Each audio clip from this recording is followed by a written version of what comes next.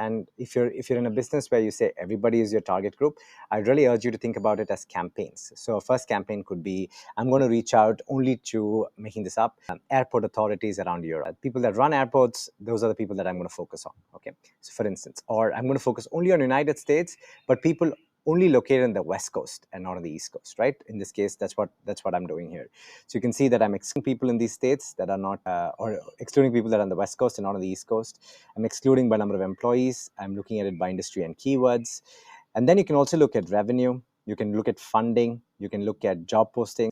You can look at website visitors. And these are great first level filters. I'm going to show you how you can filter even further. So you're really getting people at the right time. But the first level filtering is very important. And here in Apollo, you have something called more filters.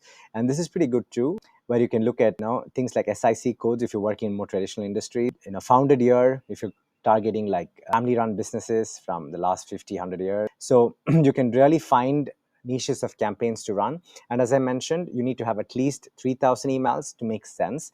And you can see the number over here. So here in this case, I have 9,684 emails, which is a pretty good start, right? Somewhere around 10,000 is a great campaign to begin with. I'd probably divide it into A/B campaigns, so I'd have 5,000 each, and I'd run 2 different value propositions as test. And then based on which ones worked, I would then expand the leads list and go after the ones that didn't win that campaign and go after them with a new value proposition, right? So as I mentioned, you can recycle your leads. They're not dead if you've used them once, okay? So this is the first place I would start. And what I do is to take this URL on the top of Apollo, and I come to Apify. Apify is the world's largest marketplace of scrapers. If you're into any kind of scraping, whether it's Google Maps, Instagram, websites, LinkedIn, Pinterest, whatever you want to use, whatever you want to scrape that there is enough people using it, you'll find it on Apify. It's apify.com.